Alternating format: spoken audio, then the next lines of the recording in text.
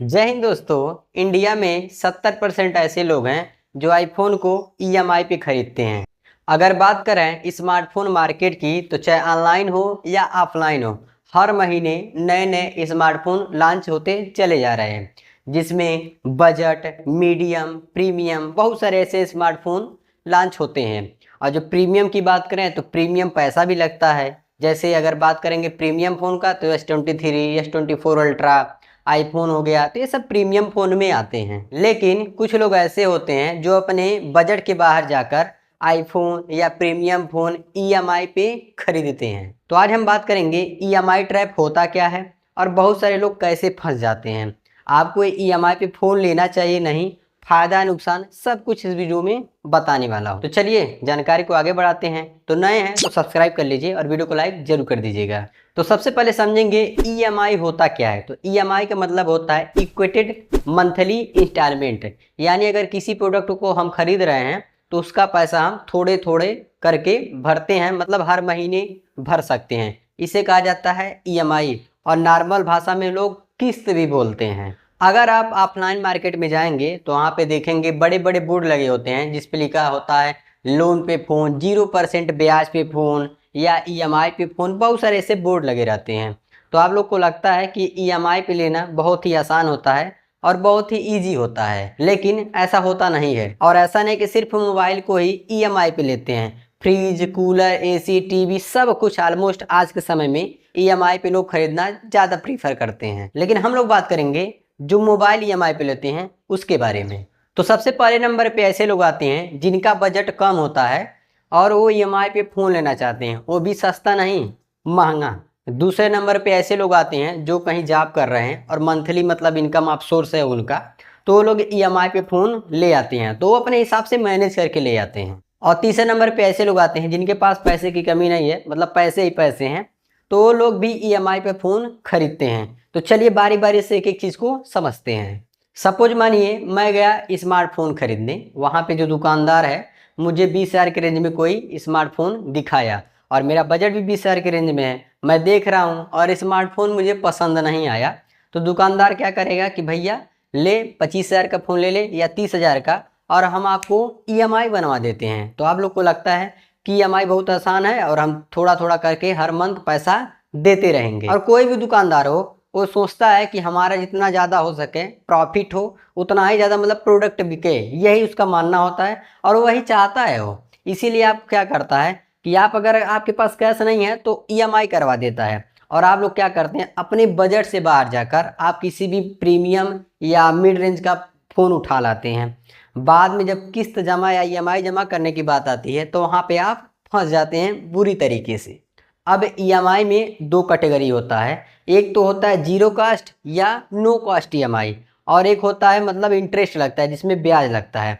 तो दुकानदार क्या कहेगा कि जीरो कास्ट ईएमआई है, यानी आपको जितना मोबाइल का प्राइस है उतना ही देना है, और आप इसी ईएमआई के चक्कर में अपने बजट से बाहर जाके स्मार्टफोन खरीद लेते हैं। आपका बजट है 20,000 लेकिन आपको चाहिए 45,000 का। तो इस ईएमआई ट्रैप में आप लोग इसीलिए फंस जाते हैं कि अपने बजट से बाहर जाकर मोबाइल को ले आते हैं, और वो भी ईएमआई पे। सबसे पहले आपको ये सोचना है कि जो आप ईएमआई पे स्मार्टफोन खरीद रहे हैं बजट से बाहर जाकर, क्या वह स्मार्टफोन आपके लिए सही है कि नहीं है।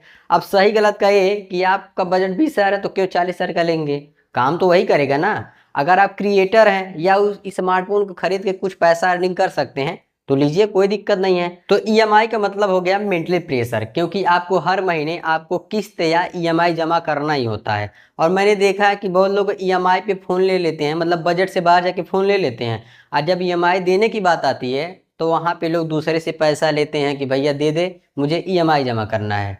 क्यों लेना है आपको, बजट से बाहर क्यों जाना है। इसीलिए ईएमआई के ट्रैप में आप बुरी तरीके से फंस जाते हैं। और वहीं पे देखा जाए ऐसे लोग जिनके पास बहुत सारे पैसे हैं वो लोग भी ईएमआई पे फ़ोन लेते हैं। तो मैं उनको गलत नहीं बोलूँगा, ना उनको मैं कुछ कहूँगा। क्यों?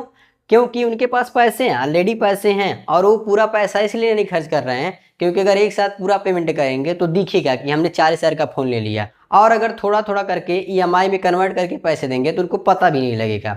तो जिनके पास पैसे हैं उनके लिए ईएमआई ऑप्शन बेटर हो सकता है, और जिनके पास पैसे नहीं हैं और जिनका बजट कम है और बजट से बाहर जाकर ईएमआई पे फ़ोन लेते हैं, उनके लिए तो भाई ईएमआई ऑप्शन बिल्कुल सही नहीं है।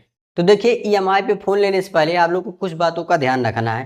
पहले नंबर पे आपका बजट कितना है उसी हिसाब से आपको फ़ोन लेना है। दूसरे नंबर पे क्या जिस ये फ़ोन को आप ईएमआई पे ले रहे हैं वो आप लोग के लिए परफेक्ट है कि नहीं है। परफेक्ट का मतलब ये कि आप महंगा फ़ोन ले रहे हैं तो बस शौक पूरा करने के लिए, दिखाने के लिए नहीं ले रहे हैं, कुछ काम करने के लिए ले रहे होंगे।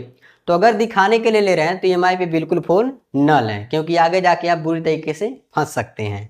और अगर बाय द वे आप ईएमआई पे फ़ोन ले रहे हैं तो आप लोग को देखना है कि जीरो इंटरेस्ट या जीरो कॉस्ट ईएमआई या नो कॉस्ट ईएमआई है कि नहीं है, मतलब उस पर कोई ब्याज ना लगा, तब आप ईएमआई पे फ़ोन ले सकें।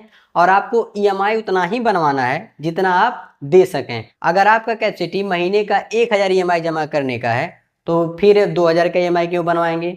इसीलिए ना फंसते हैं भाई, बजट के बाहर जब जाते हैं तभी आप फंसते हैं। अब बात करेंगे अगर आप स्मार्टफोन ईएमआई पे ले ही लिए तो अगर इसका ईएमआई नहीं जमा करेंगे तो क्या क्या होगा। पहले नंबर पे आप अगर किसी भी ईएमआई को मिस करेंगे तो कस्टमर केयर से कॉल आएगा कि आप ईएमआई क्यों नहीं जमा करेंगे।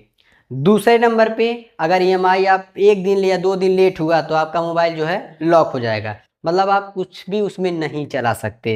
सिर्फ उधर से फ़ोन आएगा, इधर से कुछ भी एक्सेस नहीं कर सकते, क्योंकि जब भी आप ईएमआई पे फ़ोन लेते हैं तो उसमें थर्ड पार्टी ऐप एक इंस्टॉल कर दिया जाता है जो आपके मोबाइल को एक्सेस करता है। और अगर आप ईएमआई टाइम से नहीं पेमेंट करते हैं तो वही ऐप आपके मोबाइल को लॉक कर देता है। तीसरे नंबर पे आपको लेट पेमेंट भी देना होगा अगर जब भी आप ईएमआई लेट से देते हैं। उसके साथ साथ आप उस मोबाइल को फैक्ट्री रीसेट भी नहीं कर सकते, मतलब ऑल डाटा जो है डिलीट नहीं कर सकते जब तक उस मोबाइल का ईएमआई पूरा पेड नहीं हो जाता है। तो ये सब बात आप लोग को ध्यान रखना है। और लास्ट में आपका सिविल बुरी तरीके से ख़राब हो जाता है और फ्यूचर में आप अगर कभी भी ईएमआई पे कोई प्रोडक्ट लेने जाएंगे तो आपको नहीं मिलेगा, क्योंकि आप इधर अपना रेपुटेशन ख़राब कर चुके हैं।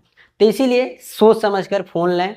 और मैं ये नहीं कहूँगा कि न लें, लेना चाहिए, लेकिन आप उतना ही बजट के हिसाब से ही आपको ही चलना है और देखना है कि कौन मोबाइल आपके लिए सही है। आई होप आप लोग को वीडियो पसंद आया होगा, तो लाइक शेयर सब्सक्राइब। मिलते हैं अगले वीडियो में, तब तक के लिए जय हिंद जय भारत।